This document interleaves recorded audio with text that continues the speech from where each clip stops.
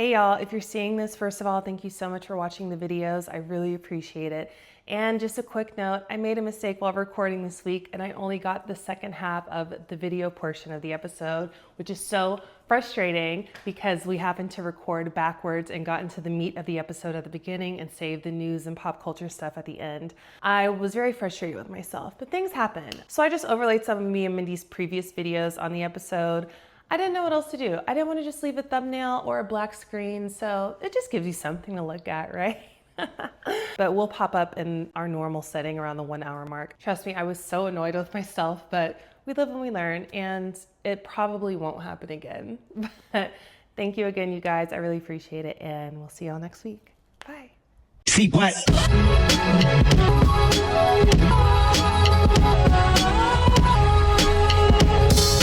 Hello, everyone. Hello. Good morning. Welcome back. Yeah, good morning for us. I be forgetting this is not live. Good morning. Yes. Hopefully, if you are listening to them in the morning, this is a great start to your day. I love a podcast like during my commute when I'm trying to like zone out, but I don't want to pay attention to Mornings are the time I listen to podcasts. Same. No other time of the day, but mornings. It's like a good ease into the day. Mornings, flights. I don't like music on a flight because I'll get too I'll pay attention. You know, and then also I feel like it infiltrates my dreams in a weird way. I'm more of a sleeper. No, I listen to the podcast and I pass out for sure. Yeah. Do you know majority of people don't sleep on planes? I sleep on every flight I'm on. I mean, yeah. The older I get, the harder it is to sleep on planes. It's so easy for me. I'm too big. I'm too long. It's very my knees hurt. uncomfortable. Yeah. Yeah, every single time. And I'm not even as tall as you, so I know that shit hurts. My knees hurt. Who are they building these seats for? Girl, not even the average size person. I'm 5'9" on a good day. My knees are literally pressed up. Like I have to like extend like this to be comfortable. Yeah. It's insane. I can't even sit economy. Like I have to get bare minimum. I have to get the comfort or priority economy or whatever. Space is it? I mean, maybe 4 to 6 inches. I know that makes a difference, but though. it does make a big difference. But usually, especially when we're flying with Peaches home for the holidays, we just have to bite the bullet and get first class, and it's so expensive. Every time? Every time. Why? Like even in comfort with her, like we'll fly comfort on the way back just because it's so expensive. But it's hard, man. She be everywhere. Be everywhere. So she moves around. She's not yes, sitting in place. and we try to get and this isn't like a lay down first class seat. This is just like the bigger ones. And we try to get the row 1 so we have that wall so she's not hitting anybody in the back. Oh. So I know it's a mess flying. She's with one of her those now. active kids. Yeah, she's active as hell. That's a lot. But And the thing is, that sucks because it's not like she acting up. So you can't even be like, no. Yeah. She's just like moving around. Yeah. I mean, there was a flight where I was by myself and she was kicking the seat in front of her. And I just had to physically hold her legs down. I couldn't divert her attention or anything. She just wanted to kick because it's fun. You know, it's fun to them. But yeah, it's a mess, y'all. Did she cry? Is she ever like the crying baby? Rarely. She's just active. Yeah. Dang. I don't know which one is worse. I guess the active one if it's only affecting one person, but I feel so bad for that. No, for sure. But the crying baby, the one that cries for an hour and a half, no break. Yeah. No, thank you. I mean, for me personally, for my sanity, I'd rather have, I don't know. I truly don't know. Luckily, every year she's growing and slowing down. Yes. Praise God. How was your week? It was fine. I forgot to tell you that I went to see Paranormal Activity. The play. Shut the fuck up. It was really good. I was very impressed. Okay. You were gone, so you weren't available because it ended that week. Fuck. But I was very impressed with like how they did all the practical effects and everything. Explain it to me because I genuinely really wanted to go. So there was this one scene where the girl, the setting was just a house, upstairs, downstairs. It looked great. She was wearing a robe. Her hood was on. She came down from upstairs with a robe on. And she went to the kitchen. Her back was facing us and she was chopping vegetables while her husband was like talking to her. And she's there for like a minute, maybe a minute and a half. So I knew something was about to happen. And then all of a sudden, the robe collapses. She comes from upstairs again with the robe on and say, like, babe, what are you doing? How the fuck did they do that? It was crazy. So she was just facing the wall and then somehow went through the set and back upstairs? She definitely like had to crawl through. I think she was in front of the dishwasher. So it was like an open door. But and they probably used, you know, that metal wiring that like the street performers use. She had to do that, but get out of the robe so nobody saw her. Literally, definitely under 2 minutes. It has to be like 90 seconds. I was like, so she had a hood on? She had like a robe with a hood. Oh, okay. Mm-hmm. Damn. It was wild. It was wild. Yeah. Oh, I'm so mad. Yeah, and it was cool. It's just not here anymore. No, I don't know if it's going to other places, but yeah, that was its stint in LA. Boo. I knew it was going to be good as fuck. Because Paranormal Activity, the play, are you kidding me? I know. Boo. Yeah, the movie was iconic. Okay. How else was your week? It wasn't great. I said it was fine before, but it wasn't. I haven't even told you this. So my youngest brother, he passed away earlier this year. And my other brother, he was just diagnosed with cancer. Shut the fuck up. Are you okay? I know. No, but oh my God. I feel for my mom so much because that's like, heartbreaking. I know. Are you fucking kidding me? I know. What kind, is it something you can... Yeah, it's lymphoma. So if you're gonna get cancer, you know, no, yes, I know exactly what you mean. Has a high survival rate. Yes, you know what I'm saying? I know exactly what you mean. But he's in jail, and that medical system, they suck. Yeah, and like he had a stroke 2 months ago, and he's like, he doesn't even know what stage it is because they don't even have like the ability to test for that. Is there a way to appeal to get him released early? He's going to try to get a compassionate appeal. I got prayer warriors. Yes. We're gonna activate. Yeah, and tell your mom. No, I'm gonna call her as soon as we finish this podcast. We're activating because there's no fucking way. I know. Oh my God. Crazy. But other than that, things have been fine. Trey is back in town for a couple weeks, which is really nice. It's night and day, like having help and just, you know, solo parenting. It's so I haven't worked out in like 3 weeks. Girl, that's the thing. You began your journey in motherhood in a partnership. Yeah. It's never going to feel right without the partnership at all. It's so beneficial. This is why when people advocate for a 2-parent household and their reasoning is always like, well, who's going to teach the boy to be a man? And who's going to fuck that? Who's going to help mom? Literally. Like, literally. It's a lot of fucking work. And you know, the number one indicator of success and or happiness of a child, but I think it's success, is the well-being of the mom. Fully, yes. Yes. Are you kidding me? Yeah. Being someone who has witnessed and like visually seen your mother have a breakdown, struggle, all that, it never leaves you. Like, I know for a fact that a lot of my scarcity mindset comes from that. Being a kid, you don't fucking know. Like, I'm eating mac and cheese and sardines. Okay. Like, you have no idea. But then when you witness and you hear your mom always complain about not having money, and you go through situations where you don't have a home, you got to move in with family members, do this, do that, you recognize, oh, we are poor. Yeah. And it gets entrenched in your brain. And you either end up being super hyper fixated on making money, or you settle in the idea that we're just poor. Yeah. And you never strive for more. Not that I was ever poor. We were middle class growing up, but that's still all I think about. Just because I have so many relatives. I was going to say it's different.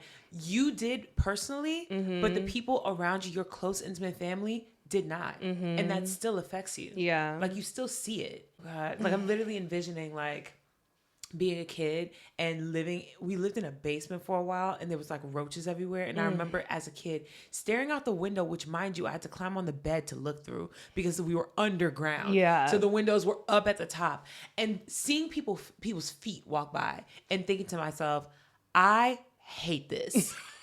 Like literally, I hate this. I hate poverty. I don't want to do this ever again. What the fuck are we doing? Absolutely not. No. What the fuck are we doing? We were literally eating. We couldn't even afford hot dogs. We were eating the beanie weenies and just lining them up on sliced bread. Yeah, no. And most people, I need to find this statistic, but it's so high.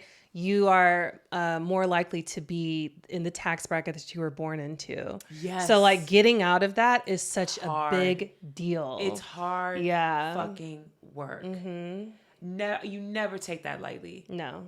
Oh my God. And honestly, like, no shade at all. I can count on one hand how many people in my own personal family have broken out of the tax bracket. Yeah. Not many. Well you know, how was your week, Mindy? You got any good news? No. No, it's been pretty regular and shitty. Oh. You know, it's been a lot of stress and a lot of. Is it like the same stuff or new stuff? New stuff, same stuff. I had like 2 heart-to-hearts this week. We're gonna talk about it later with the topic of the episode. Okay. And I'm gonna wait to say how I feel about that situation because I have been very, I wouldn't say disappointed in myself, but just like it's rare that I have a moment where I'm like, you know what, Mindy? Sometimes you just have to like suffer through it for the benefit of others. And I feel like that's what I do a lot of times, especially like in my like family life. Yeah, you do. But just subtle foreshadowing. I had a couple conversations with friends who basically were like, I know that you're busy, you have all this stuff going on, but like you have not checked on me. And it's like, you know, we talk all the time and like, you don't check on me anymore. And like a part of me was like, I'm so tired all the time. Like I'm literally, we had the conversation. I was at work. There's a reason why, because I'm literally never not working. And then when I am not working, I have to be with my girlfriend because then if I'm not, she's like, well, bitch, where are you at? Work. I gotta work. I picked up an extra day. Girl, what you want me to do? I'm working Wednesdays now. Wednesday, Thursday, Friday, Saturday, Sunday. I have 2 days. And it's like, oh, well, you used to come over. You ain't been over in so long. Yeah, that's because I literally was freelancing and we could hang out and sit on the couch. It's really upsetting for me to hear because in our friendship group, regardless of what group it is, whether it's the California group or the down south group, I feel like you are the person that everybody dumps on. You know what I'm saying? Yeah. Everybody goes to you for advice and you're always there to listen because you give the best advice out of anybody. But people need to understand you need your space too. You can, and especially with how much you're working now, like, yeah, you could do that before because you had so much free time. Y'all could be on FaceTime for hours every day. I can't do that. You can't do that anymore. And I think that a huge part of it is like, even for him, he was like, you know, I've been going through so much. You miss the space to be able to vent and dump. And I get that. But at the same time, I literally have to pay rent. Yeah.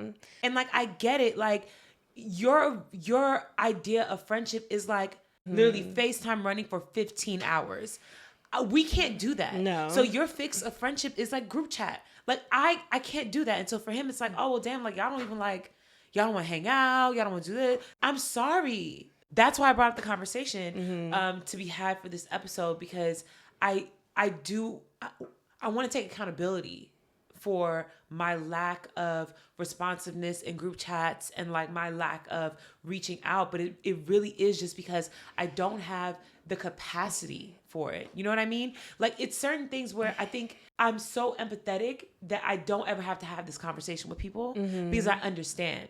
Like, that's like me getting mad at Tabria because, damn, you had this baby, now you ain't got no time for me. Like, girl, what are you talking about? You literally have no time for yourself, let alone anybody else to just be kikiing. Like, let me tell you the date that I went on last week. It's like, you know what I mean? And so when it comes to our other friends too, feeling similar ways, there is a common like thread of, I think that it's one, you don't know how to express the fact that you are going through something and you want to vent about it, but instead of just picking up the phone and saying, I'm going through something, I need to talk. It's well, you haven't checked on me and I'm going through these things. And I'm like, yes, I understand. But like, we have to get to the point when we get to the point. Like, no shade at all. If I'm having a mental breakdown, I will literally call Tabria and be like, I need to vent real quick. Yeah. Because I'm not going to play the game of, well, Tabria, you haven't checked on me. And I've been what am I doing that for? Yeah. You have shit going on. I got shit going on. And let me calm down because I don't want it to seem like I'm upset. I'm not upset in like a angry way. I am upset that I missed the mark. But also, I'm frustrated because I want there to be a resolution where everybody's happy. Well, we're just gonna get into the episode, I guess. Today we wanted to talk about navigating friendships as adults. Yeah. But I think you're putting way too much pressure on yourself. And I'm not even just trying to make excuses. Like when I'm looking at this situation, like I don't even think you're failing to communicate just because like in our group chats, we actively have tried to make plans as a group for the long. I literally have sent dates. I've done a few things. We've gone to the movies a bunch of times. Yes. Like we have done things. Yes. Some people aren't available, to do things. And this is the time where I really wanted us all just to get together. But communication goes both ways. And I think that's something that if I'm thinking about nostalgia in friendships, that's something that we're missing so much. And that people like this person may not fully understand, like people just aren't readily available nowadays. People are busy. People have lives. People have partners, kids, whatever it may be. There's so many layers to the, and I wouldn't even say incompatibilities, but just the headbutting in the progress of our friendships. One of them being that we all have very different schedules. Yes. And we used to have very similar schedules where we all freelanced, we worked the same hours, we worked at the same places, and we all had our weekends free. Nobody got kids. Some people got dogs. Majority of us weren't in relationships. Cool. Now you throw in the fact that we all have very different schedules now, right? Yeah. Some people travel a lot. Other people like you're always on the clock. Either you are working or you're at home with the baby. You're literally always on the clock. Then we have people like me who I'm always working. Yeah. There's not a day where I'm not working. I will still come out though and show up. There's just certain things I can't attend. Yeah. Like that's it. And so I can't bend and like even like showing up for we did a sleepover. I'm very grateful that I showed up. I have no regrets in showing up. I was tired as shit. Yeah. I literally worked the whole day, came over, woke up, left first thing in the morning. But I'm still grateful that I came because it was an amazing time and I love hanging out with my friends. But there's a level of sacrifice that you have to make in order to grow and maintain friendships. And I think that that's what I'm trying to navigate, where it's like, at what point does it become a necessary sacrifice? Or at what point does a necessary sacrifice become martyrdom? Yeah. Where it's like, okay, well, if Tabria was clocked into every group chat, you would be dropping the baby.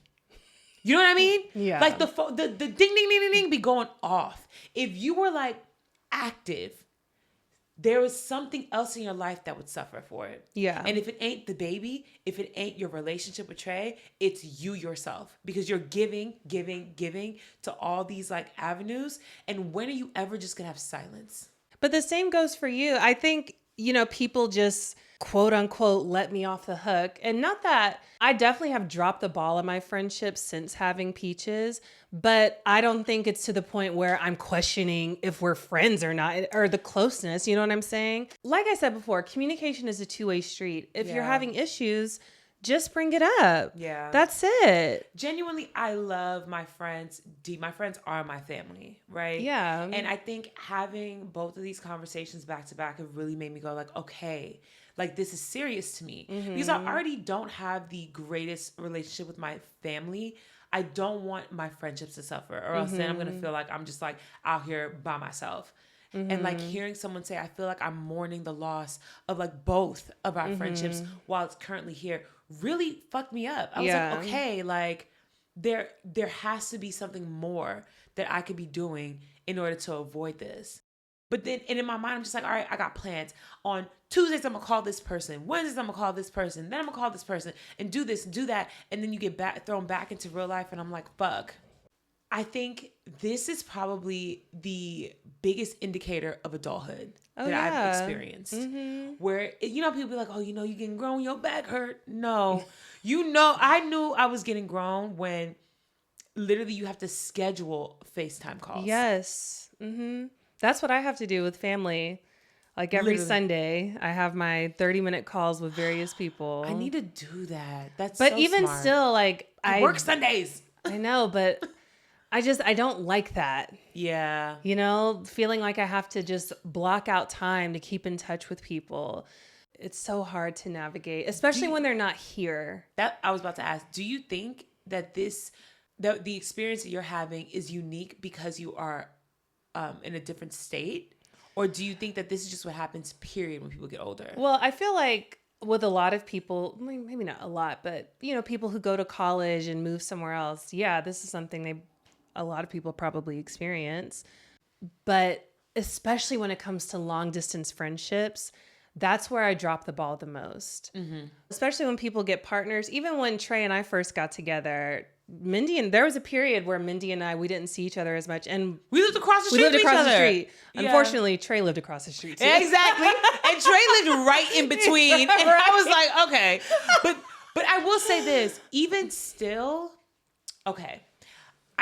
Even during that period, I still didn't feel away because in my mind, I'm like, I get it. Like, girl, you are actively falling in love. Do your thing. Like, if anybody deserved to like truly be in a relationship and like feel the feels and do the things, you waited a very long time for that. Never gonna interfere with that. Do your thing. Enjoy. And then when we felt like, oh, well, bitch, what the fuck? We would just show up. Yeah. Fine. The only time I ever felt like, oh man, none of my friends love me is when is when I moved to New York because I was like, damn. But again, long distance. That's literally it. It's hard. Time difference, long distance, and like feeling out of the loop. Because everybody's hanging out and it's like, okay, what happened? I have no idea what's going on. What happened? Wait, what are y'all talking about? And it's all these like things. I think even through that, I still wasn't like upset. I was more upset about the situation because like, bitch, you chose to move. Yeah. Like you knew that this was a part of it. And I think that if I had friendship in New York when I was living there, like when I first moved out there, if I had like really, really tight friends, then I probably wouldn't have felt it as much. You know what I mean? I definitely would have still felt it, but it wouldn't have been as like, I'm depressed. I have nobody, you know? Do you think if the situation in New York was great and you stayed working there, everything was fine with the work situation and you enjoyed it, do you think you would have stayed there?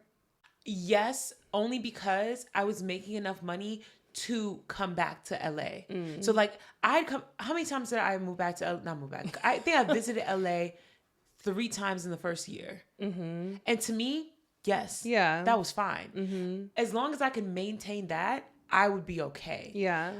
I think that I probably still would have eventually been like, can y'all talk to me a little bit more? Yeah. You know? But aside from that, I don't think that it would have been like we need to have an intervention kind of conversation, you know?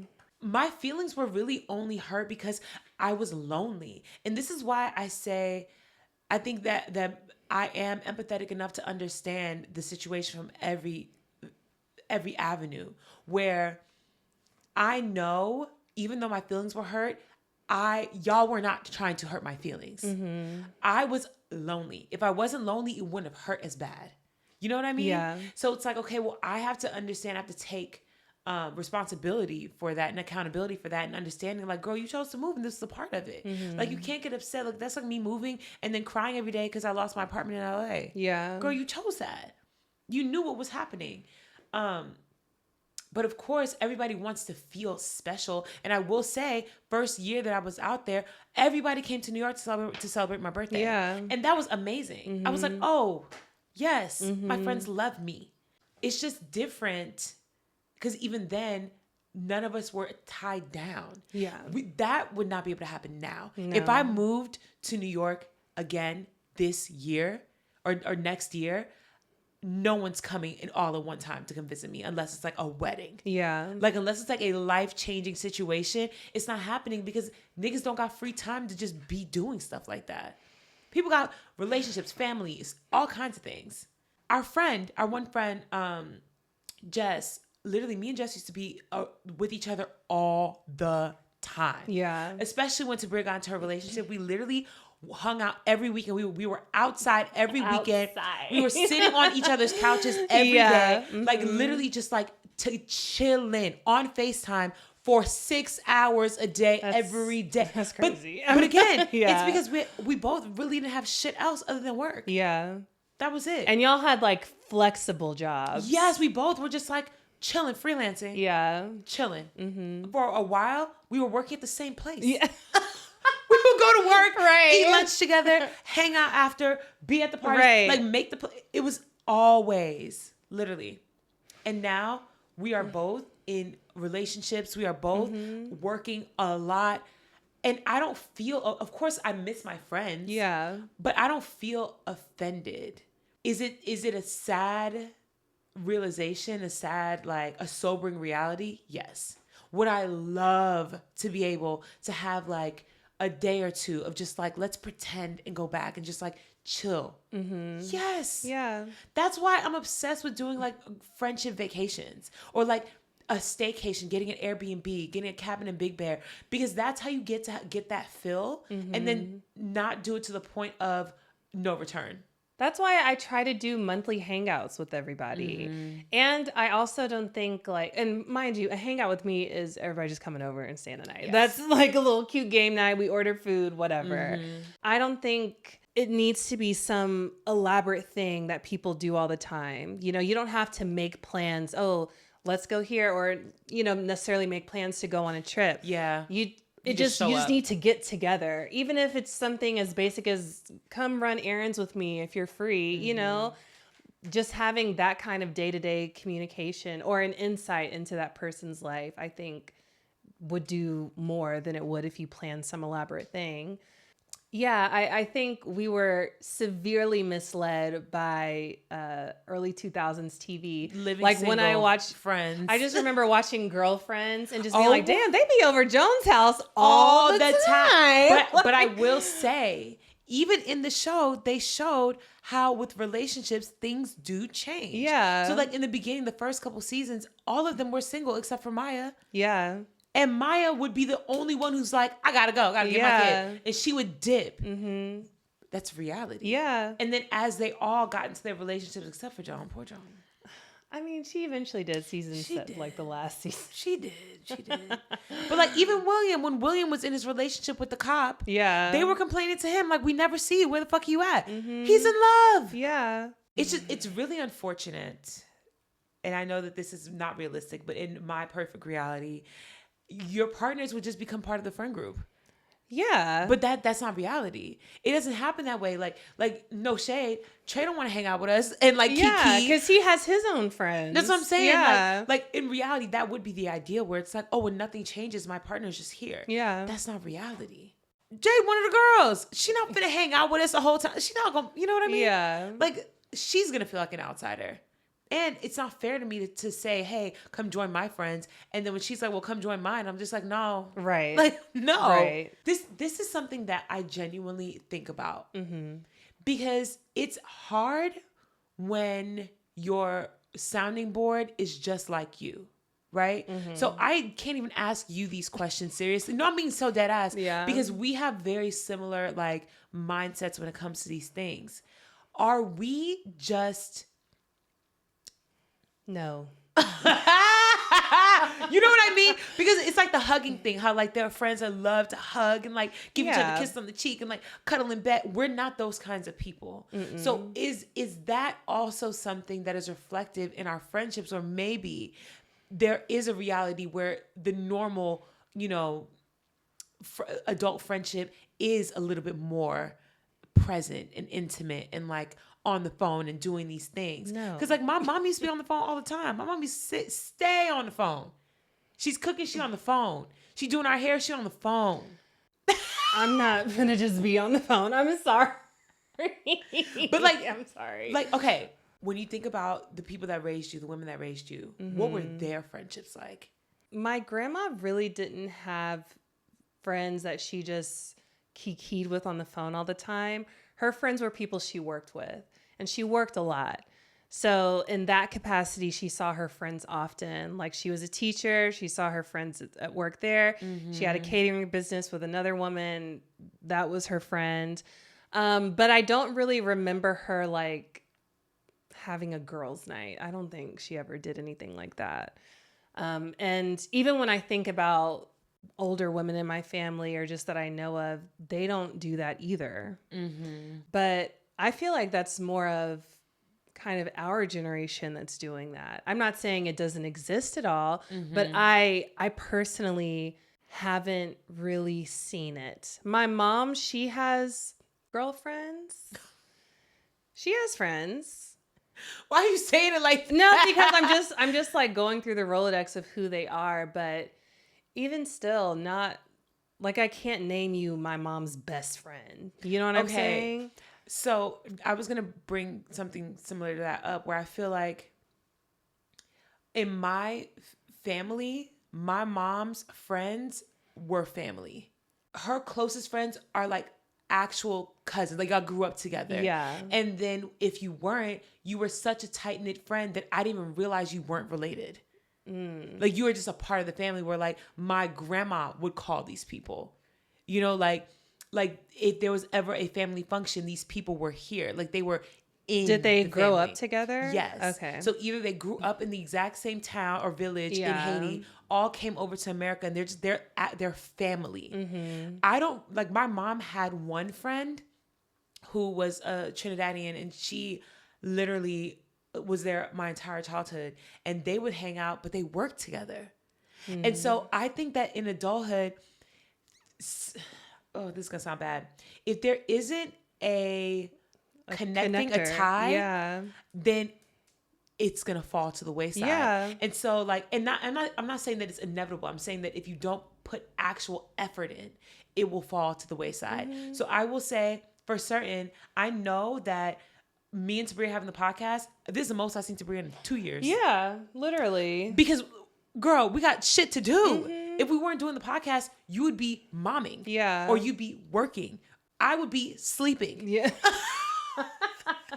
I'd be taking a load off. But exactly, if there's not something that is tying y'all together, or if there's not something that's keeping y'all together, it's a lot of work to maintain the friendship. It's work. And it's, is it worth it to you or not?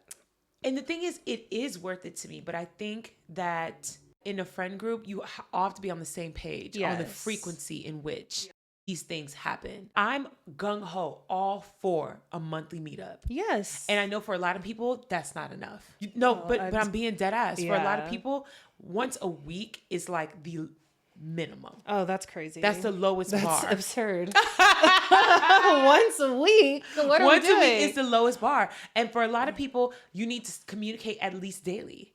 Whether it be meme sent, text message, group chat, FaceTime, you have to be constantly communicating. We need to manage our expectations Again, as well. I think that that's something that's particular to us. I don't think that that's like a normal thing because Mindy, I've lost multiple friendships. You have too, from people who literally just who are like you don't friend right. Like, girl, you're supposed to talk. Why don't who have I lost? People that want a more intimate friendship and don't get it from you. You have. Oh, one. Girl.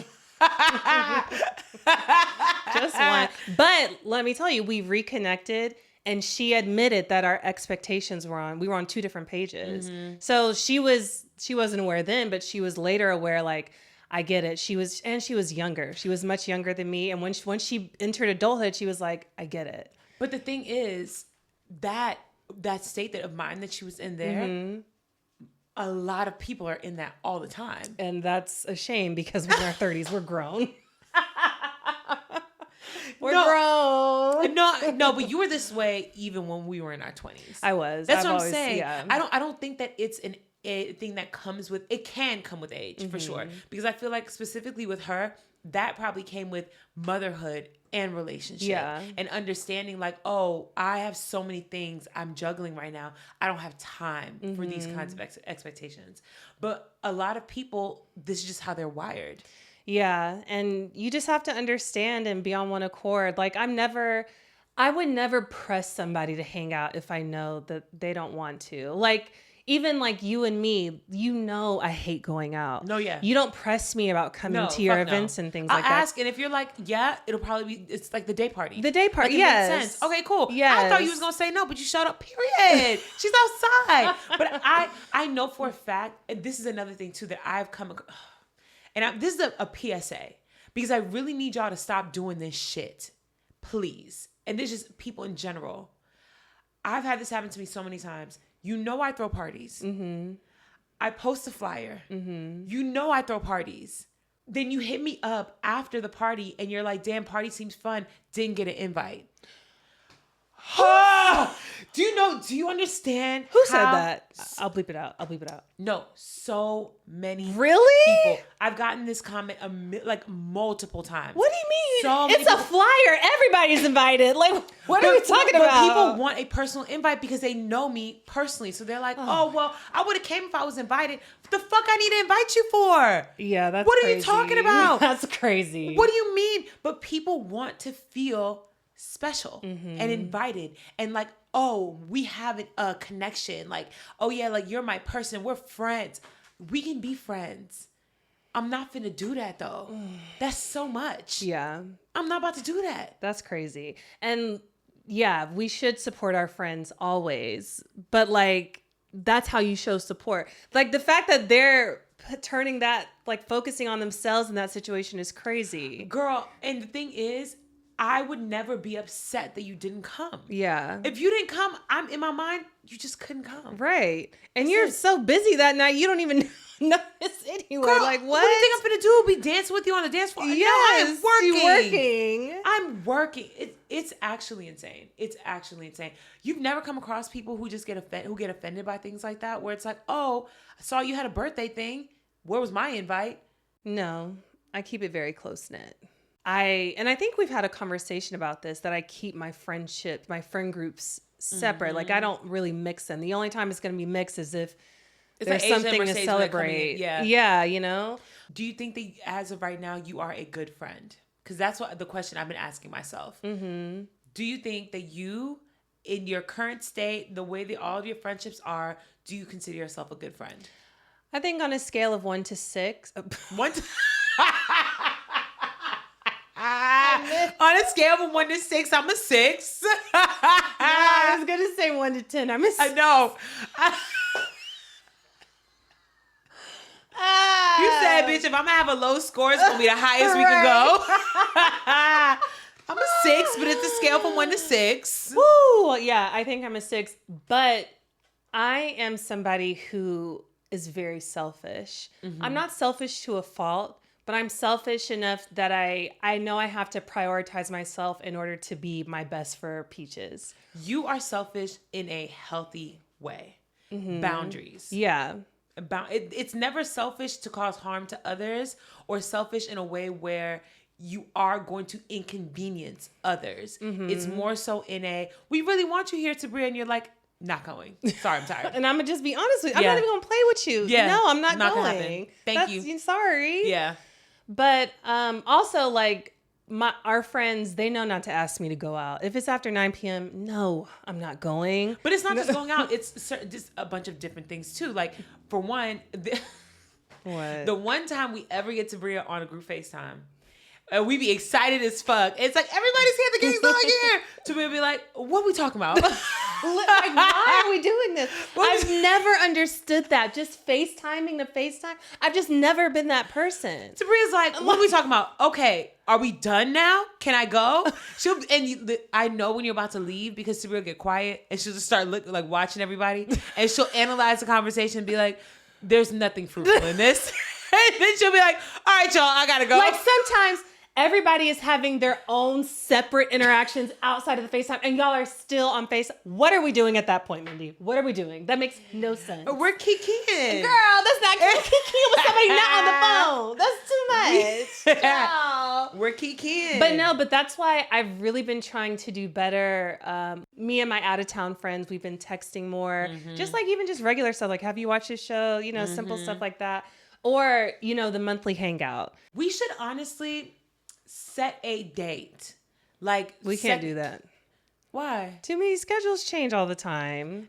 Even if it's like a weekend, like the second Saturday of the month or something like that. Like, I'm busy every fucking Saturday. I every know. fucking Sunday. And Callie's usually not here weekends either anymore. That's why it's so hard. Yeah. There's no one day of the week where everybody's generally free. We just have to do it on a case-by-case basis. But I really want to start doing that just, after the holidays and stuff. We'll check in with everybody and be like, okay, when's everybody free this month? You know what? We should set a goal to do 12 hangouts next year. Once every month. No, that's what I'm saying. But like to actually do it. Yeah. And not miss a month at all. Yeah. I'm committed. No, I love to hang out. I just need to make it work. The thing is, it's just so hard to make it work. I know. But I'm gonna make it work. Yeah. I made it work, I might You be tired. did. You really did. Mindy was literally at home and we begged her to come. I got off, my feet were throbbing. I got off work, sat down on the edge of the bed, and y'all was like, hurry up, call a car. Mm-hmm. To work a 10-hour day, come hang out for a few hours and go do another bed. 10 the next morning. Girl, I was up at 6:30 a.m. That's love. Literally. But it was nice and I had no regrets. I genuinely, the next morning, I told Jade, I was like, I'm so grateful that I came. Because it was nice. It was. When are we all together, especially with Peaches? I know. Never. I know. It was so fun. We're going to do it again. Yeah. And I think that when we do hang out, I want to have the uncomfortable conversation. I think we should have this conversation. I'm down. I want to have this conversation with all of our friend groups. And again, I love y'all deeply, but y'all are upset because I'm always the one to do the heavy lifting. Yeah. And now that I'm not there to do the heavy lifting, it's like, well, what the fuck? Where's Mindy at? I'm sad today. Like I mentioned before, Mindy's the one that everybody dumps on, and she's the one that used to maintain the friendships too. Yes. I always viewed you, just like how I always say, like, people listen to the podcast for me but stay for you. Yeah. And how I'm kind of the one who connected all of us as friends, but you're the one that like is best at maintaining the friendships. It's so true. Yeah. And now that you're busy and you have a life and you're in a great relationship, it's like people are upset. And I'm just like, you guys. We have to find the happy, like, I can't be, and this is the thing, I can't be the cheerleader forever. Yeah. I gotta do my own shit too. Yes. And in the same way that, if it was 2 weeks that had gone by and you ain't said anything and I would have hit you up and been like, are you good? You could do the same over here. Yeah. Exactly. You can't get upset with me that you haven't heard from me. Right. When in the same breath, I can say the same. I haven't heard from you. Like, I will say our one friend that I was just talking about, he has reached out. Mm-hmm. And just, it's always just been, okay, yes, I'm free on this day. Are you free on that day? And just, it hasn't aligned. Mm-hmm. And I understand the frustration because you're like, what the fuck? Like, we're supposed to hang out. But it's like, I genuinely am not free. And when I am free, you're not in the entire state.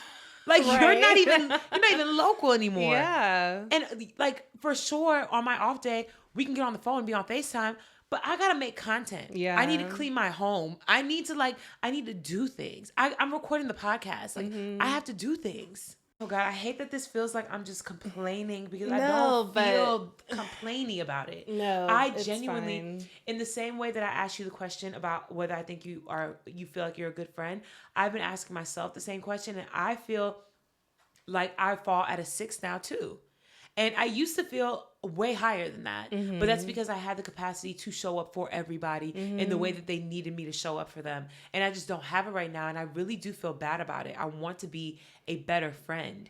It's just how, like, Mindy, you need to, like I said before, stop putting so much pressure on yourself, and you do not need to feel guilty about this, because if you continue showing up for everybody else, you're literally going to fall apart.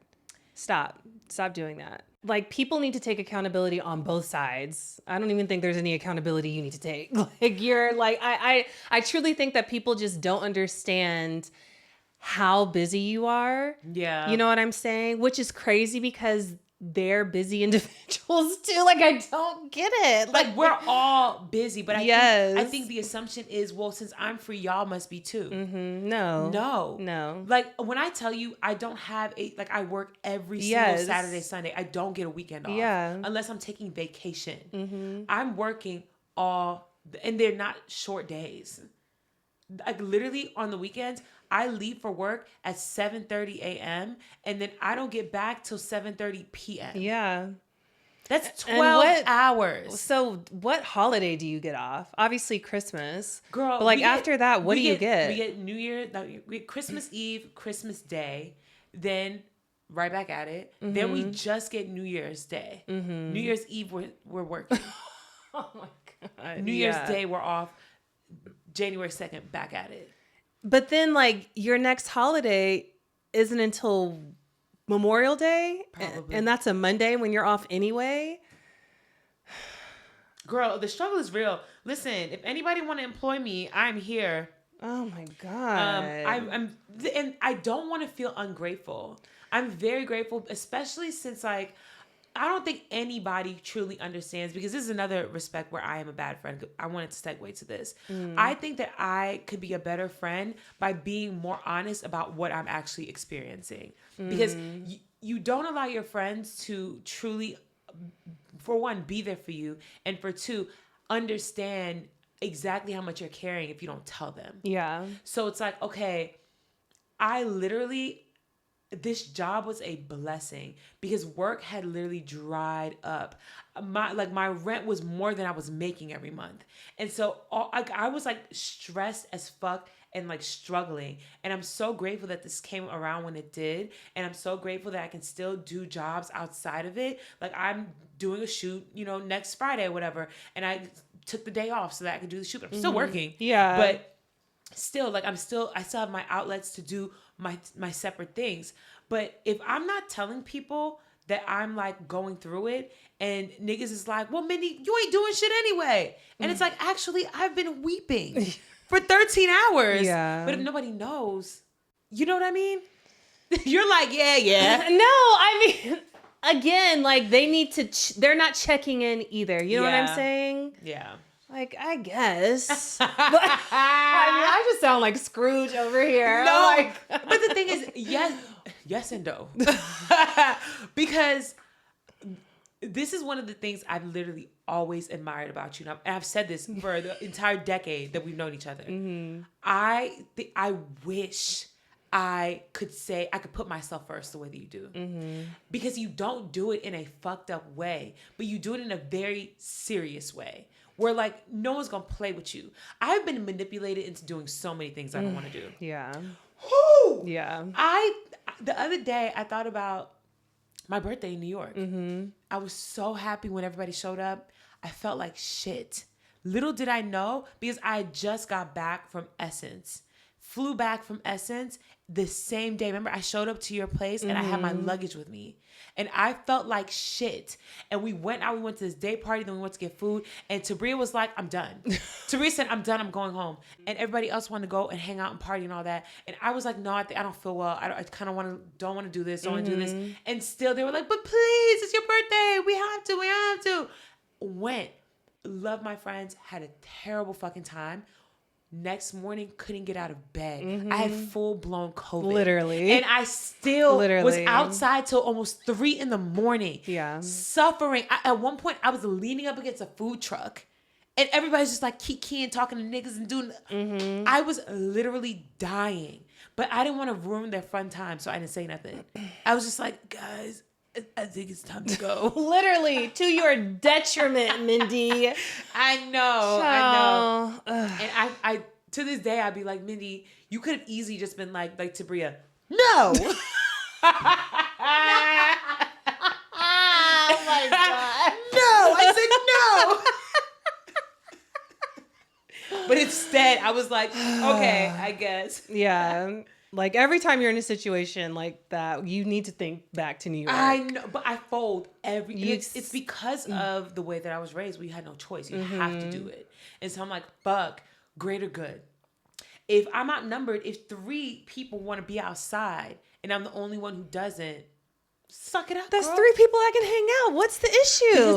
Because they're not from New York. And so I felt, I literally was afraid. I was like, I don't want to leave y'all just in the city. The only other person who knows New York enough is Tabria. And she not gonna be outside. Ciao. And y'all was drunk. They was drunk. Like, Oh, God. I just would have made everybody stay home. Honestly. Like, no. Then I would have been the party pooper. I know. Listen, I'm working on it. I mean, I definitely Through see, osmosis. I see an improvement. Yes, little by little. Yeah. And honestly, I think you're starting to bend a little too. Period. Tabria came to a day party. She would never. No, you would never. Not never. But little by little. Yeah. Little by little. The Yeah. same way I'm starting to gain boundaries, Tabria's starting to be like, maybe. Maybe. And with age, we become more malleable. Yes, I agree with that. Okay, so how many friends do you think you lost because of adulthood? Like, how many friendships do you think would have survived if you didn't have to lock in, clock in? I only lost one. I don't know. I feel like there are a lot. No. Not about you. I'm talking about myself. Oh, no. I feel like I only lost one. I lost a friend when I first moved to LA, and then I lost a friend like while living out here. I feel like I've lost a lot of potential friendships from people who I like. You ever meet someone and you're just like, damn, we get along really well. Yeah. I could see us being friends. And then they're like, want to hang out this weekend? And you're like, hey, what are you doing on Tuesday? Hey girl, just checking in on you. And then it's like, thanks. You know what I mean? Yeah. And it's like, damn, we really could have been friends. I just don't have the capacity for it. Yeah, I've definitely done that before. To me, that I consider that a lost friendship too. Where it's like, now you're just somebody that I see out and about and I'm like, hey, what's up? You know what I mean? Yeah. But like I have so many people who, when I see them out, they're just like, oh my God, like, I love you so much. Oh, we need to hang out more. And I genuinely believe them. Like, I feel it, where I truly believe when they're like, we have to hang out more. Like, Mindy, why the fuck do we not hang out? You do not have the time nor the capacity. Like, what? But that's what I mean by friendships lost or not lost, but just never actualized because of adulthood. But that's why I don't like to make too many friends. Oh, God. I like to keep this. I'm like, friendship for everybody. Tabria's like, I don't give a fuck about that shit. Keep that shit away from me. You want to be my friend, bitch? Girl. I'm like, I like these people. They're so nice. I just don't have the time. And you're like, fuck these people. We know enough people. I mean, I do feel like that. Like, I don't, because like you, I don't have the capacity for another friendship. Yeah, I don't. We got the group chat here. Yeah. I got the group chat back home. Yeah. I got my one guy friend. This is like the creative friend. I have the lawyer friend. Yes. Who I only see twice a year. You know? And then I got my new Tord friends. Yes. That friend group. And we see each other through work. Yes, y'all work so friends. that like keeps the friendship alive. If we didn't work together, I don't know. Yeah, I have my so me and Tabria basically have the same friend group. Yeah. I have group chat friends. I have Atlanta group chat friends. And then I have like the girls that I throw the party with. Yeah. Friendship group. Yeah. I'm solid. And then I also have like relationship friends where I consider them friends because of my relationship. You know what I mean? So it's like Jade's friends that I've met through her who we could hang out one-on-one. I'm not like calling you, but we can hang out one-on-one. If I needed to, if they were doing an event and I showed up and Jade wasn't with me, it'd be okay. Because we're cool enough. I have those. And I love an auxiliary friend. Yeah, exactly. It's nice. I was talking to Trey yesterday about Christmas. Obviously, Christmas is next week. Around the corner. My family, they're big on Christmas. I became a Scrooge college. Yeah. And we have a Christmas episode that we pre-recorded, and I'm going to hit on that then.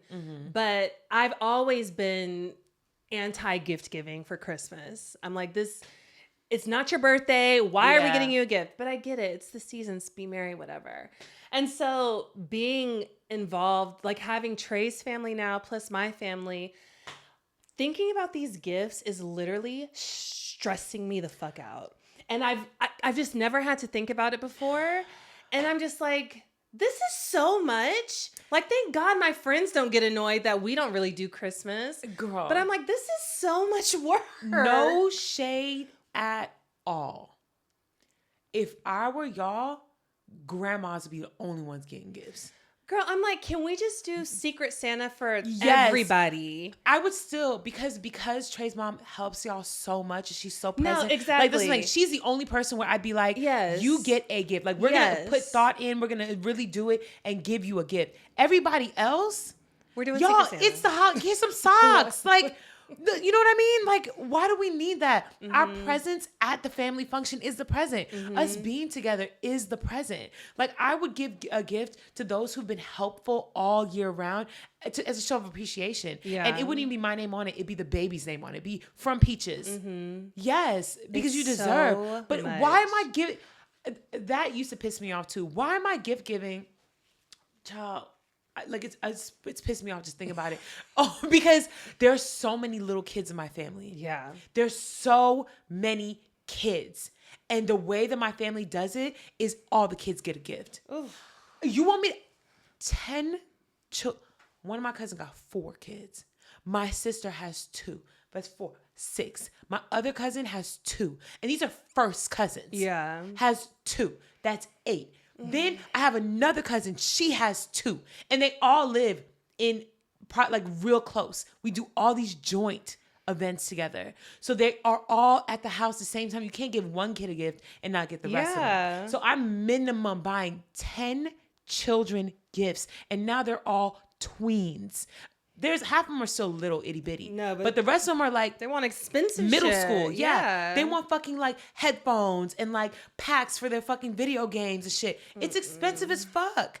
That's $1,000 for real. Yeah. Who's doing that? And I used to literally only give gifts to my godchildren and my niece, my nephew. If I don't got a connection to you, if you don't look at me and be like, you know, my godmother, Yeah. I'm gonna dap you up. Yeah. I'm gonna give you a pastry. What you want me to do? Oh, 10 kids? it's too much. And then I have my godson who lives in DC. I gotta get him a gift too. He already then texted me talking about, hey, auntie, requesting the most ridiculous shit. Absolutely not. I love him down though. I'm gonna get it for him though because I love him. I do. He's really smart. He's doing his big one. He about to go to Morehouse. Yeah. Okay, fine. So, yeah, he's like eating it up. One thing I will say, I think that we need to have more appreciation for the kids who are not only doing it right, but like genuinely against the odds. You know what I mean? Like, yeah, I feel that. I like to celebrate my godson because he lives in the hood. You see him, he look like a YN, but he's not. He goes to a private school. He's really, really smart. He's gotten early acceptance into multiple colleges. He's literally a junior. Like that. He's just so smart. And so it's like, okay, well, if you're requesting studio equipment because you want to make a mixtape, baby, you can have it. You know what I mean? Yeah. Like, as long as you don't slip up on what you're doing, you go for it. Do your thing. Yeah. So I will always like do that because he's very like unproblematic. He doesn't stress. He's just like doing his thing. Yeah. Congratulations. I saw a TikTok of this mom, and in one hand she had the shiniest, brightest, newest sound making toy. On the other hand, a spatula. Oh, I saw that. And video. literally she's just switching it up. She's like, okay, a remote control. How about a rolled up piece of paper or a labubu? And they're going for this. Why y'all spending money on I know. babies? The babies, no, they don't need Christmas. I mean, Yeah, the festivities, sure, but not gifts, no. shout out to Peaches. She's fully aware of Santa. She knows Santa gonna give her something. She don't need an iPad. No, absolutely not. She don't need. You could literally wrap up her old toys, and she's gonna be Yeah. like, "Look at what Santa got me." Absolutely not. I wish like we could just do gifts for the core household. Yeah, Not like if you don't live outside this house. yeah. No. Honestly, and then we do a Secret Santa. I think you should do that. I Yes. genuinely feel like you should do that, and I'm still gonna advocate for getting Granny a gift because she be putting no, in no, work. and that's what I'm You saying. know what I'm saying? It like within the house, y'all three, yes. Yes. And then Grandma, yes, Yes. Secret Santa for everybody else, Right. Yeah. Yeah. Like I would love to do Secret Santa with the friend group. I'll mention that today. Oh, that could be cute. That'd be cute. And we could do like real cute, like a $40 limit. Nothing crazy. Keep it cute. We're Keep not it going all low out. and make it personal. Yeah. I like that. Is it an even number? It don't matter. No, it don't matter. It don't matter. You're right. It don't matter. It don't matter. No, everybody It don't gets. Math is hard. Oh my gosh. Anyway. Child. Okay, so In your opinion, what does showing up for friendship look like now? Having all the things to do with work, your relationship with yourself, in an ideal world for you, what does your ideal friendship look like? Genuinely, I need you to tell me when things are happening, because things are always happening, and I may not have the wherewithal or the awareness to see that things are happening because we're not around each other as often. So for my entire friend group, I hope that everybody knows, and I think that they do, if you need me, I'm gonna be there, period. Yeah. There's like no question. I don't give a fuck. I would leave work if somebody genuinely needed me, right? If you call me, if Jess called me, anybody called me and they're just like, oh my God, Mindy, I can't. I'd be like, I'll be there in 10 fucking minutes, and I'd leave. Unfortunately, I currently have tunnel vision. I literally can only focus on like max 3 things at once. I think that's like a standard for most people. 3 is the number. Relationship, work, content, and creation. That's it. I don't have space for anything. If someone told me to volunteer and do something on the weekends, I'd be like, no. Yeah. If someone, like I don't have, literally the other day, Jade was like, remember when we had a church era? I was like, yes, I remember, but that era died. That era died real quick. Yeah. I don't have the capacity for anything other than 3 things. And like, relationship is a huge chunk of it, because it's not just like dating like when we were younger. It's like you have to like, you're building a life. Yeah. You know what I mean? Like you have to spend quality time together. There are certain things you have to do together. Like we're planning a future. We're like looking at neighborhoods and apartments and things like that. I'm focused on that. I'm thinking about that. Yeah. I'm focused on getting my credit score the highest it can go, so we don't have to like, do the most when we move in together. Like I also am focused on work. I'm focused on getting the job done and finding a better one. No shade. A better, you know what I mean? Yeah, yeah. Like I'm focused on content creation too, so that I can create a career out of that that's actually sustainable. How do you feel? My ideal friendships is what it looks like with Mindy. Yeah. Like in a perfect world, yeah, I would love to see my friends once a week. I don't need to talk to people every day. I don't either. Absolutely not. And plus, I just hate virtual communication also. I've never been one to just talk on the phone or FaceTime. I prefer in-person interaction. Yeah. That's why I don't like going out to loud spaces, because I actually want to talk to you and see, what's been going on in the world where, in the real world, monthly meetups, weekly check-ins, things like that. And we can hang out more than once a month if the schedule permits. And Tabria's good. I think that you actually are good at the group chat. Yeah, if it has something to do with me, I'll respond. If y'all not talking about anything that ain't related, I don't respond. But you also initiate conversation. Just about like regular things. Like, okay, group chat been quiet for a second. Right. Tabria will be like, oh, have you guys heard about the paranormal activity play? Yeah. Cool. Now we're like chatting. Love that. Yeah. I think that we are both very similar in the sense that we enjoy low lift. Yes. I love low lift friendships. I love low lift anything, honestly. But a low lift friendship to me is the ideal, because what keeps it strong and what keeps it like mutually beneficial and healthy is the fact that we both understand it's not going nowhere. Yeah. Like we don't have to like fight to keep it. Yeah. It's not going anywhere. I could go 8 days without talking to Tabria, and then I'll be like, hey girl. Right. Back on it. Okay. Like that never happened. Does that mean that Tabria's gonna be like, well, funny seeing you here. Okay, stranger. We're not perfect. We're not. We're not. And the way that we function works for us clearly does not work for everybody. Yeah. And this is why compatibility is important, not only in relationships, but also in friendships, because eventually those incompatibilities are going to rear their ugly head, and there's not much you can do about it. Because who I am is not going to shift or change. If things work out the way that I want them to work out, I'm going to be busier. Or if I had money, I would literally just fly everybody out once a month. I mean, if I won the lottery, I would just move us all to Greece or something. 1.1 billion. You saw that? Yeah. This is a segue. I think that one of the most dystopian things in the United States right now is the lottery. It is. It's fucked. How the fuck How do we is a have- lottery yeah. at $1.1 billion? Motherfuckers can't even afford to eat, let alone when you think about the fact that that pot of money is literally the dollars of the poor. Where the fuck you think that money come from? Yeah. It comes from the people that play the lotto some people every day, some people every week, religiously. Those are their dollars that have now mounted up to be $1 billion. Do you know how stupid that is? We could literally rework the lotto system and have 1,000 winners every time. 1,000 minimum. And everybody would be a millionaire. You could even do a cute little charity toss in, and maybe 5 or 50 winners get $100,000. Poor people. You'd still be a millionaire. But we're just greedy as fuck.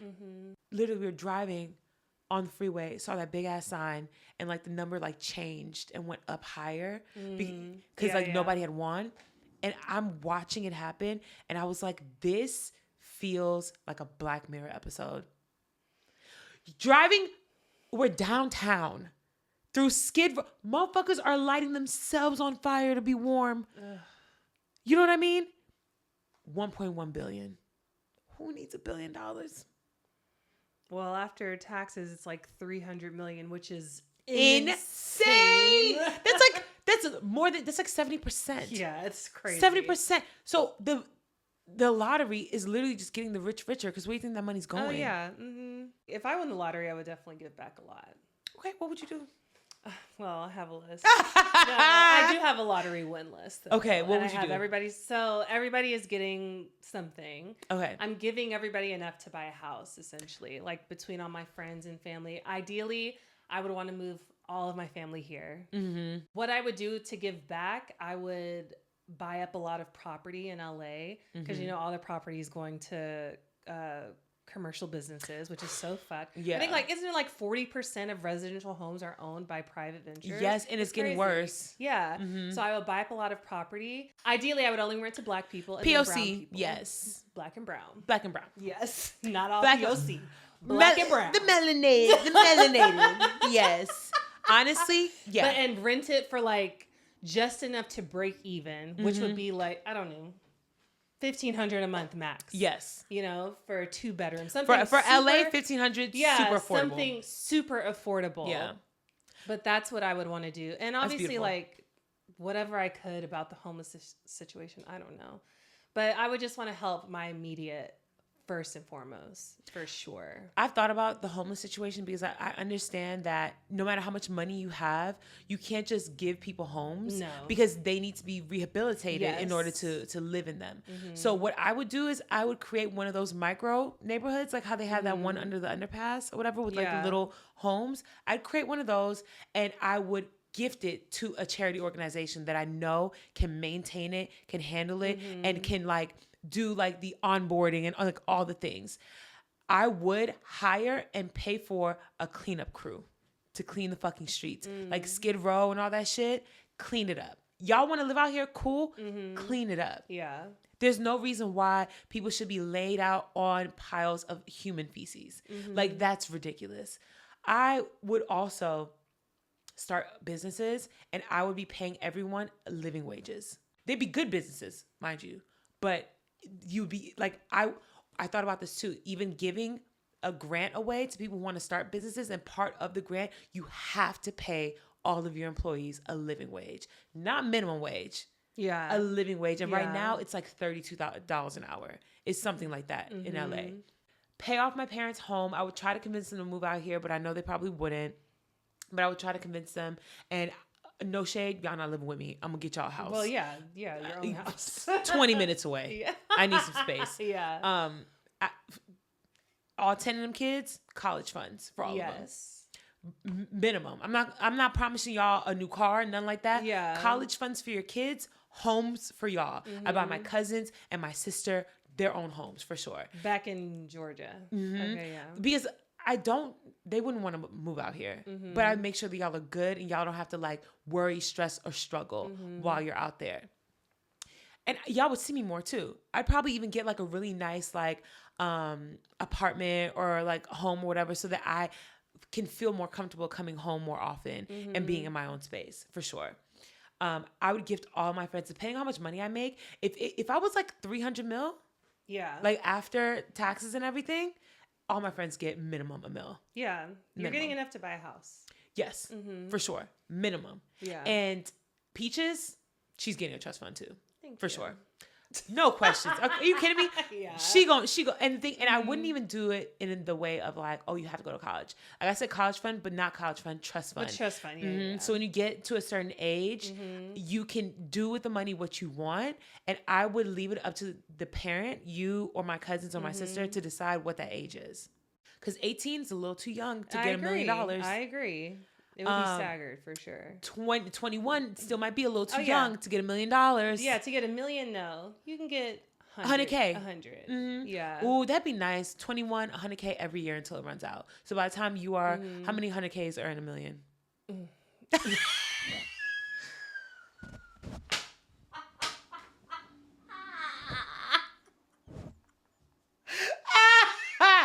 Ooh, mathematics is beating our ass today. It's 10, right? It's 10, Okay. I think. Maybe. But okay. Yeah.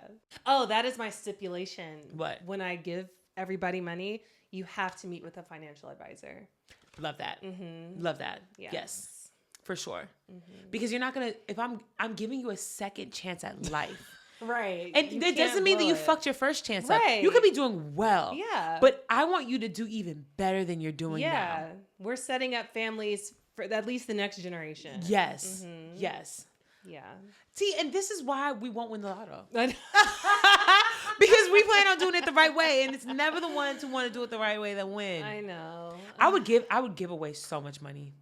I would probably I'd probably take off away so many GoFundMes. Yes. I would literally I would start like a secret like angel type thing where it's like, okay, let me see who's struggling, who's going through something. I would probably create like a group home, a transitional home for people who are in foster care that have aged out and have nowhere to go, for the LGBTQ community. Like I would do all kinds of things, and I don't need to be attached to it. It doesn't need to be like Mindy's fund. Yeah. But like just knowing that the money is there. And also I would hire someone to oversee all that to make sure these companies ain't fucking with my money. Period. All right. Real quick. I'm going to get through the news. News hour. Dun, dun, dun, It's dun. so weird doing it at the end of the episode. It's not a good ending. You want to chop it and move it to the front? No. I don't know, maybe. Okay, well, let's pretend like it's not the end of the episode. Okay. Dun, dun, dun, dun. News hour with Tabria Majors. I'm going to get through this quickly. The Heritage Foundation posted their policy priorities for 2026, and they titled it Restoring America's Promise. Some of the most notable to me was restoring digital sovereignty. So they said big tech. Big tech has been the enemy of the people and that it interferes with our elections. How ironic. It sought to groom and brainwash our children with perverted left-wing ideologies, colluded with authoritarian governments, and sided with woke elites to suppress free speech and disproportionately silence conservatives. Basically, they want to control the internet. Well, And yeah, so- state-run media. That's why that whole Paramount, Paramount countered to Netflix $108 billion cash.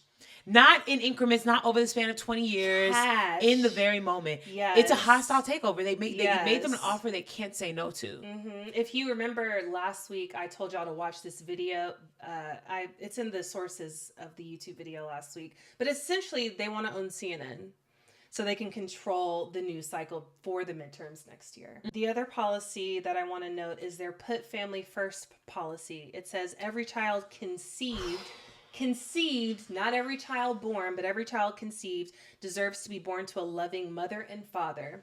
They basically want to ban abortion and restore the nuclear family. Ugh. And you know, the crazy thing is the wording of that directly affects same-sex couples who want to conceive. Yeah. So it's single parent households. Yes, and any single women who want to have a child on their own directly negates that. Yeah.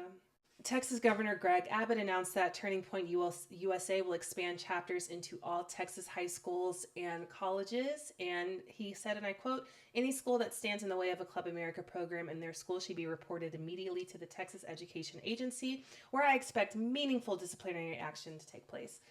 I will really be interested to see the turnout of the Texas midterms because they are trying so hard to keep it as red as possible. But there are more Democrats in Texas than there are Republicans. They just don't vote. I was literally about to say, this is very niche. Yesterday, me and Jade spent an absurd amount of time after I got off of work watching Pop the Balloon Queer Edition. Oh, girl, that's Houston. my guilty pleasure. Okay, you saw the boys one? It's in Houston. I don't know if I saw the Houston one. Okay, so there's one channel specifically. This guy, it's just him. He does all the videos, right? Mm-hmm. And one question that they get a lot, and these are all like the no shade, the very educated gay men that go there, they ask them like, have you voted or are you gonna vote, or like how they feel about voting. I can't tell you how many, and I mean like it's one person asking 5 men, and they're all like, nah, I just feel like they don't really give a fuck about us, so why am I gonna do that anyway? Yeah. Nah, and literally all of y'all are the reason why it stays red. Yes. And do you understand specifically the fact that this show is Black and queer? Y'all are the targets. Mm-hmm. And it's a lack of education. And I need y'all to really, really work. If you live in Texas, you have family there, you are a resident there, start speaking to your friends and family. Mm-hmm. The people that you think don't give a fuck, explain to them why they should give a fuck. Yeah. Please encourage everybody, regardless of where they're at, encourage everybody to vote. Midterm voter turnout is literally like a third of the national voting turnout. So please, please, please, please encourage everybody to vote. Trump announced a permanent pause on third world migration from hellholes like, I quote, like Afghanistan, Somalia, and many other countries. Why can't we have some people from Norway, Sweden, Denmark? Did you see that? Yes. You heard him say it? I heard him say it. Okay. Did you hear the cheering and the fucking two-tooth rednecks behind him? Yes, just smiling gleefully. Racist as fuck. Why can't we get more from Denmark? But one thing I will say, I think it was like the next day, Denmark labeled the United States a hostile like a hostile nation or something like that. A threat to their society. Did, yes. Literally, because it's like, bitch, why are you talking about us? Right. We do not want to be there. Right. It's ghetto over here. It's hell. He's also proposing a new travel notice that applies to 42 countries who have up to a 90-day stay with a visa.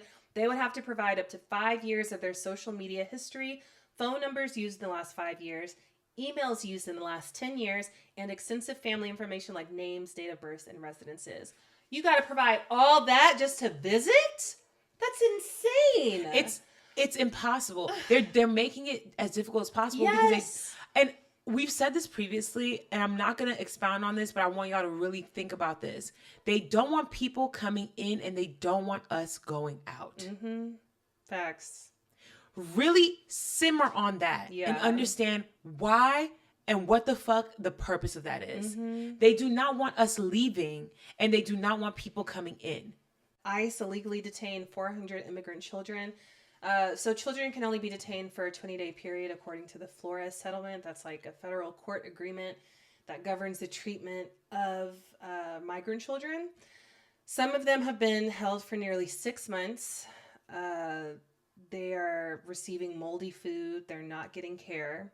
And they're saying like advocates are suing on their behalf, but the government says it's expanding capacity, and that's like what they're doing to sustain these efforts.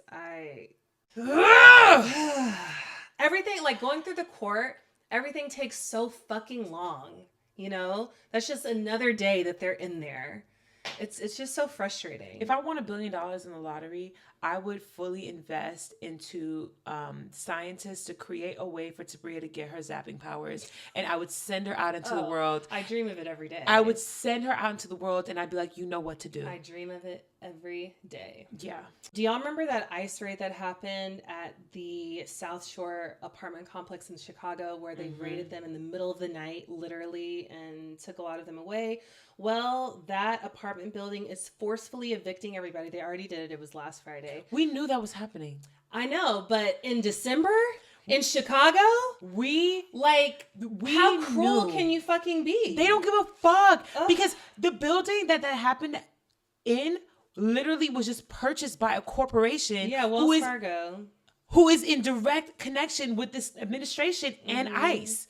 Like, this is all orchestrated. Yeah. They're doing it. It's one hand washing the other. Like, yeah. Target this building. We need all of them out.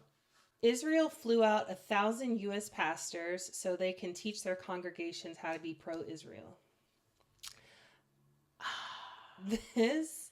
If not supervillain, why supervillain shaped? No, for real. Like, Christians and Jews, we don't even believe the same thing.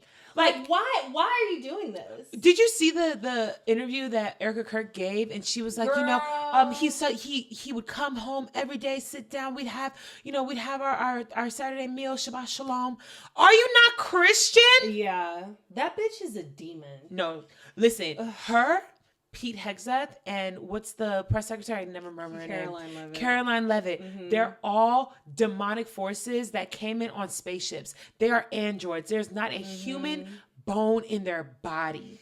Ending with the saddest news. There was a mass shooting at Brown University. 9 people were injured. 2 were killed. Police had a suspect in custody. And they released him because it wasn't the right guy. And as of now, they do not have anybody in custody for this shooting, which is crazy. One of the students who was involved in who was the victim of the Parkland shooting, she was a student at Brown. She went through another mass shooting in her lifetime. Are you shitting me? No. It's crazy. Like, this is... That poor babe. I know. I saw some footage and they're literally ducked down and you just hear the bullets ringing. Yes. That's probably the highest stress situation any human being is going to be in the United States. Yeah. I'd be terrified. And there was another mass shooting that I just found about that was at Brooklyn at a Sweet 16. Yes, six girls were shot. They're all girls. Really? 6 girls who literally, because the Sweet 16 was for a girl and they're all her friends. I know. They were just standing outside. When I last looked, they were fine. No, but there's no casualties. So one person was shot in multiple locations that was critical. Mm-hmm. The rest of them were shot in like the arm, like in their limbs, and they were stable. But I think the one girl who was shot in I think she was shot in like her neck and like chest area. She's stable as well too. Thank God. Thank God. There was also a mass shooting in Australia at Bondi Beach. It was at a Hanukkah celebration. 43 people were injured. 16 people were killed. An unarmed civilian named Ahmed Al-Ahmed took down the gunman himself with his bare hands. I saw that video. I watched it 3 times in a row. Yeah.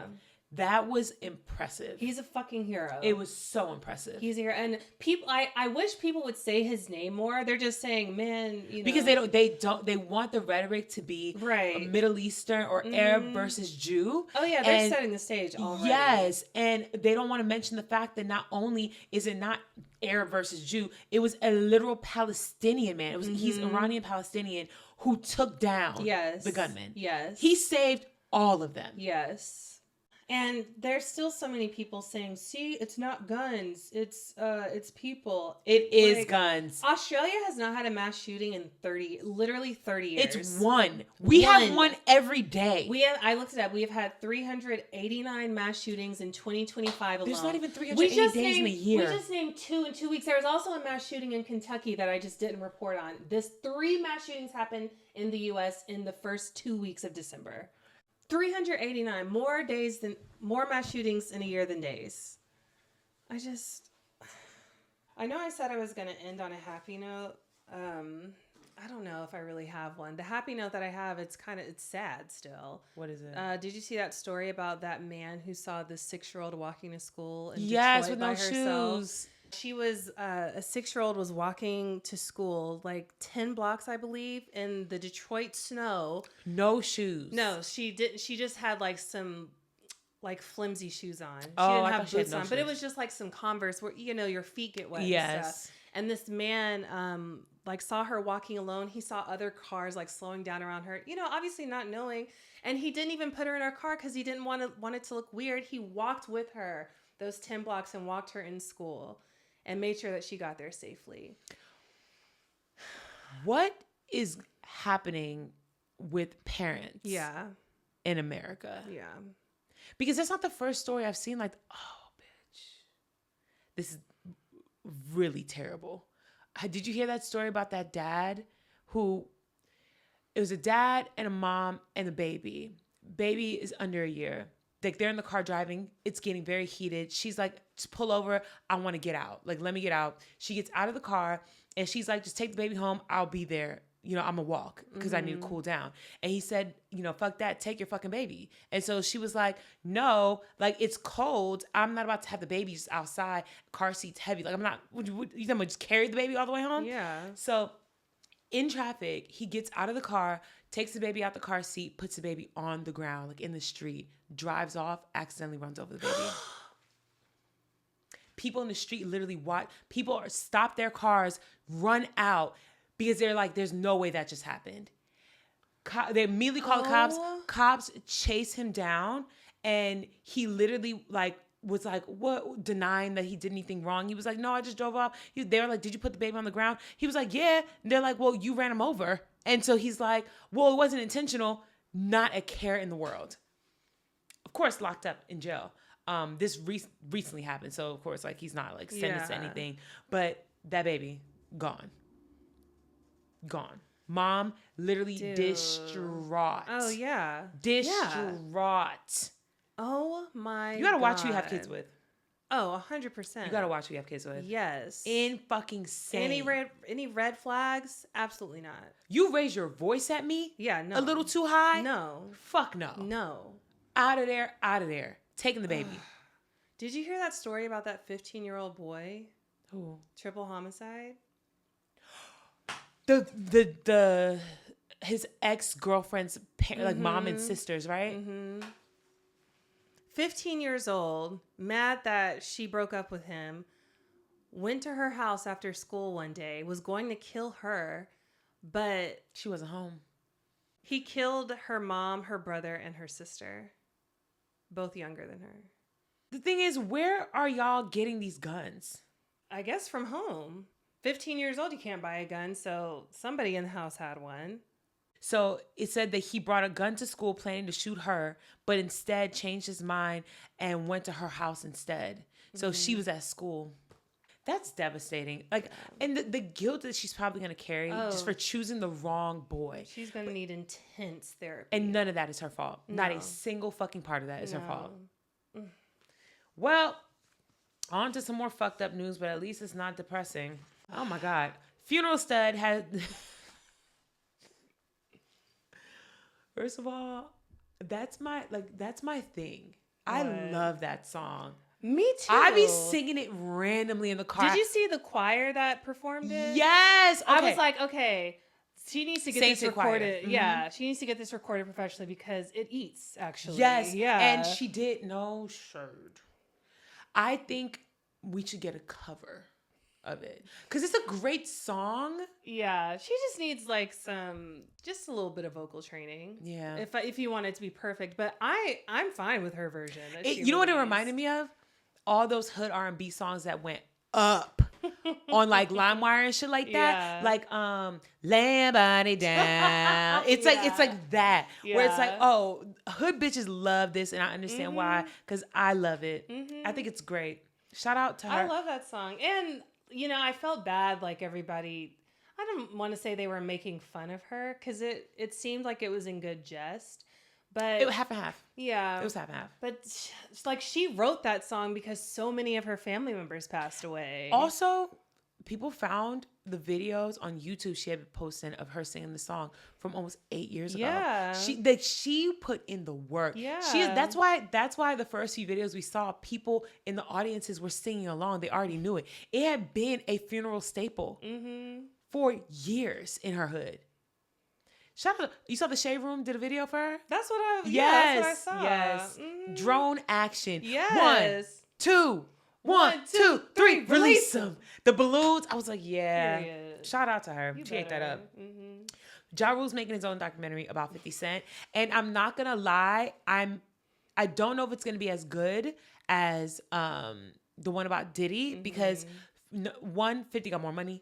2, 50 is pettier. 3, 50 had all that footage. Yeah, that that's why I'm like, lap. what are you going to show that's not hearsay? I think it's going to be just a whole bunch of people talking about their experiences with him. And I know the smoking gun is going to be 50 Cent.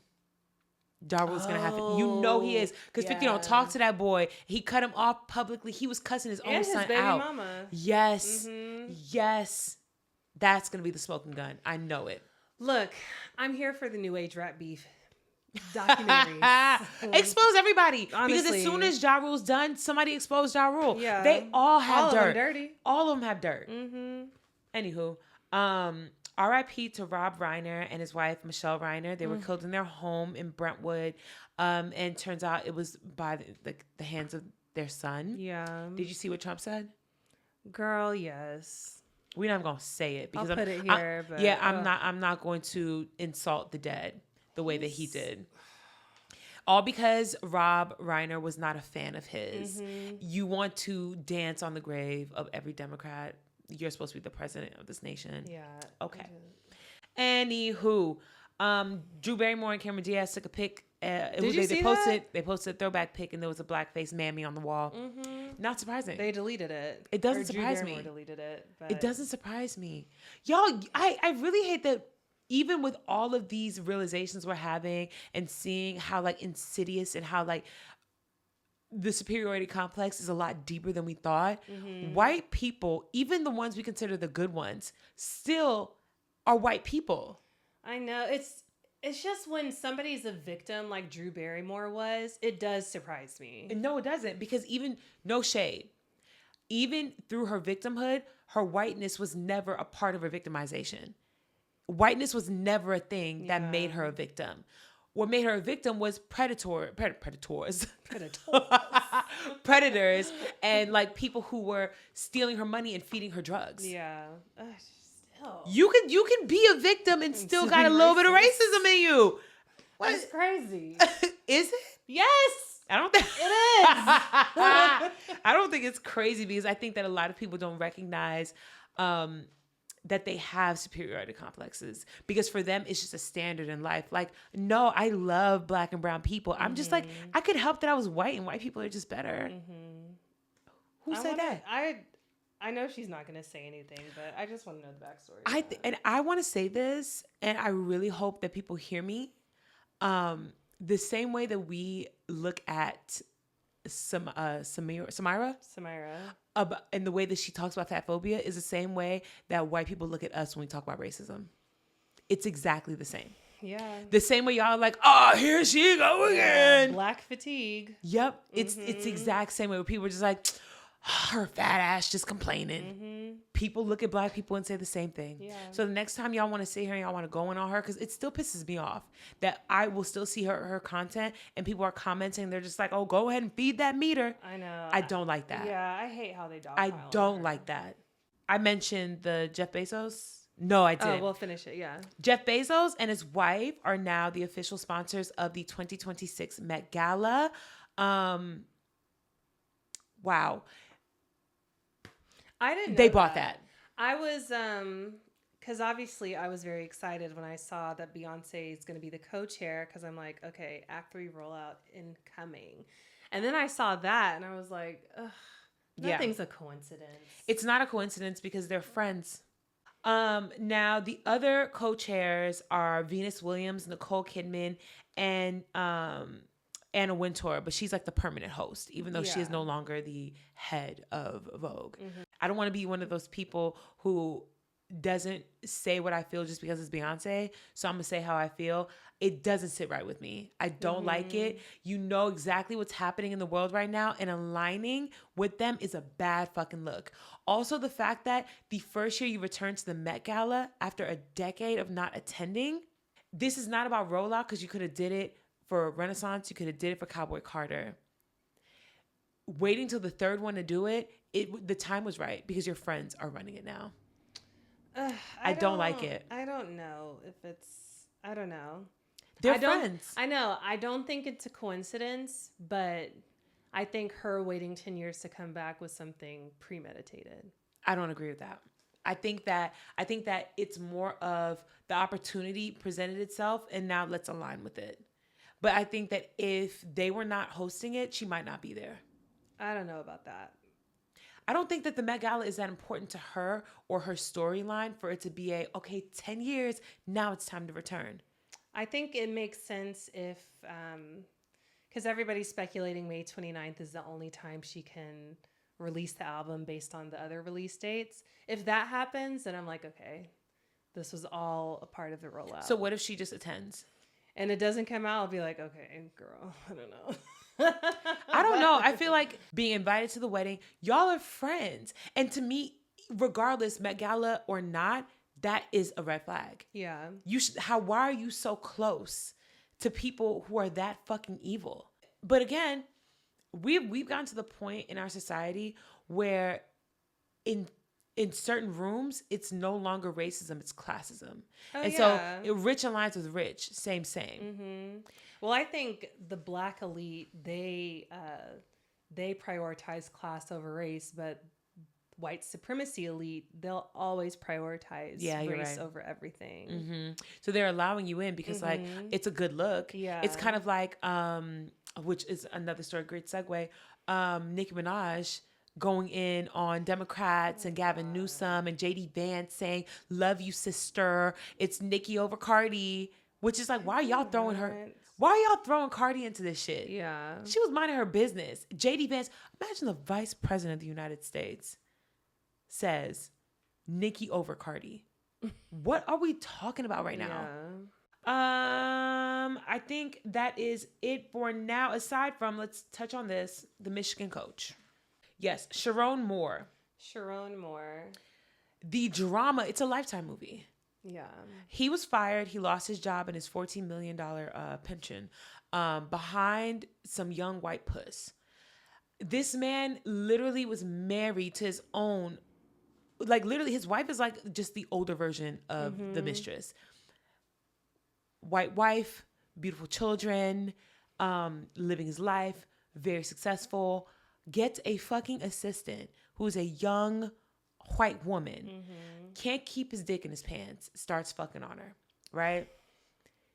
Did you see how they found out? Oh, because he doubled her salary. She went from making 58. She got hired making 58,000 annually. Bumped her up to 98. Almost 100K. Yeah. For the same job within I think it was 9 months of her being hired. That would be a fucking red flag. A huge red flag. What are we? For an assistant? If you wanted to get her paid, cut her a check. Right. He probably couldn't do it because his wife would have noticed. Then, once everything got aired out, he showed up at her house, his mistress's home. He tried to murder-suicide them. With a butter knife. What a fucking idiot. A butter knife? $30 million 5-year contract. And one of the stipulations of the contract was you couldn't fraternize with any of your coworkers or subordinates. And that's the one thing you just couldn't keep your hand. You could have literally gotten any white pussy you wanted to. It just couldn't be her. You're in Michigan. You could find so many blonde white women. Y'all play on the road all the time. Like you traveling so everywhere. Many. Like what? So many. Just a fucking idiot. So dumb. You risked your whole life, your career. No one's ever gonna hire you again. There's no science to back this. Is purely just opinion and assumption. Do you think that men have a uncontrollable sex drive? No. Do you think that if you were a man, you would have a hard time keeping your dick in your pants? No. No, I don't. Do you think that there's ever a scenario where it just happens, you can't help it? No. Even, they compare. I have to ask. I saw one guy compare it to, just think about, ladies, if you're ovulating 24/7, that's what it's like for us. Okay, yeah, then I rub my bean and keep it moving. Like, what the fuck? I experienced that once a month, and I didn't fuck for over a year. Yeah. And I was going on dates. I was like actively in the position to be fucking on.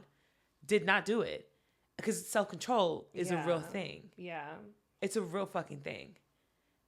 I don't know. Like, to just be so beholden to your dick. You know what I'm saying? Like, that's such a juvenile state of mind. And to be in a position where it's not like you just can't have sex. You have a wife. You have a wife. Romance her, come home early, bring her some flowers, eat her out, get some pussy. Even still, you're making $30 million over 5 years. You can pay for that shit. Like, what? Buy a pocket pussy. You're already paying for it by doubling this bitch's salary. What you are we can do talking about? so many things. Buy a pocket pussy. Get you a high class escort who would never rat on you. Yeah. They be fine too. The escort would be finer than her. Maybe they fell in love. Maybe they fell in love. Maybe it was late night conversations over the good old cow skin. Fucking stupid. What y'all trying to say? Protect kids, not guns. Oh, I love that. You know what? The thing is, I'm not getting you a Christmas gift because I can't get nobody a Christmas gift. Need anything. But if I were to, I know exactly what I would do. I wouldn't even have to think twice about it. I would just go on that website and just buy you all the new shit. Change.org. Literally, I get you all the new drops. Yep. That's it. Mm-hmm. But yeah. Okay, for real, tell me one good thing that happened this week. We need to end on a high note. Miami elected their first female mayor in 30 years. I met in your personal life, but yay! Something good that happened to me. I got 2 brand deals for the new year. Ah! Yeah. That's amazing. Period. You already starting off the year in abundance. Yeah. In abundance. Period. What Shout about out to you, you. Mindy? Well, I didn't lock in any brand deals. But what happened good this Your week? TikTok account. Oh yeah. I got my monetization back. Yay. You don't understand what I had to do. I literally emailed and reached out multiple times in every single way possible. I was sending tickets in. I was doing feedback. I was emailing. I was hitting up even the people from the creator program that I was in previously, reaching out to them. And they're like, no, bouncing back, no longer work for the company, whatever. Yeah. Reaching out to everybody. I did all the things. I kept getting emails about like, oh, well, you have way too many whatevers. I deleted every single draft. I deleted every single archive thing, so I had nothing to say. And I was like, there's literally nothing you can say. Because the reason why they demonetized me was they said that I had too many private videos, which I didn't. Yeah. I didn't. And so I literally wiped everything. Not a sound saved, nothing. Tell me why I'm not monetized anymore. And then I just got an email and it was like, you've been added back to the creator fund. But literally just a not random an apology. one? Yes. No apology, no response from support, nothing. What? I didn't get a single response, and they cleared all my tickets that I had open. They just cleared them. Not a response, not a sorry, not a oops, nothing. Just a standard email, like one of the colorful ones. Like no one actually wrote this out. Template. They did it on purpose. And then they didn't have any excuse, and I actually took the time. I'm going to make a TikTok about it, so that anyone else who got demonetized can get their shit back. But it's not an easy thing. It took me weeks. It's been a month. That's crazy. Of me being on their fucking necks. Because you're not going to take my money away for no fucking reason. If there was a reason, I wouldn't even fight it. Did they give you the money that you had in your account? Of course not. Of course not. All that is lost. Everything that I posted, all the views, none of that counts. All of it was lost. When I tell you the way that they wiped all of my earnings clean for the month of November, insane. But we're back. My good thing though, I'm not going to count that as a good thing. Okay. My good thing is my images are live on Shein. Oh my God. Go check out Naya's season. Right check out. Okay. Look at her. Ooh, she's fine. Popping that collar. Yes. Okay. I learned that from you, girl. Oh my I was releasing my inner Tabria. That looks so good. Yes. Book me again. Come on, Naya season. Book me again. Naya season. Listen, you need you a nice chocolate girl to be on there every goddamn week. Book me again, cool. please, and thank you. I'm manifesting it. I'm not even gonna ask. I'm getting booked again. It's gonna be a consistent gig. There you go. Once a week in that bitch, so I could take a day off of work. Lord Jesus. Yes. I have to work next Wednesday, but I think I'm gonna go back to I'm gonna go back to my regularly scheduled program because now I got my monetization back. I just gotta go hard on the content. Yeah. But that shit matters. That's the age we're living in, where one day of work matters. Oh yeah, 100%. Heavy. That's why I'm going home later, because I randomly got 4 extra days. Hell yeah. I'm back in my mode of if you want me to work, I'll be there. I don't give a fuck. Yeah. You need me, I'll be there. Yeah. Hell yeah. Guys, thank you so much. Yes. Also, me and Tabria are unintentionally matching today. Plaid on plaid. Yes. Plaid it up. Protect kids, not guns. Period. All right. Love you guys. It's been real. It's been fun. It's been real real fun. And we'll see y'all next week for Christmas. CWatt.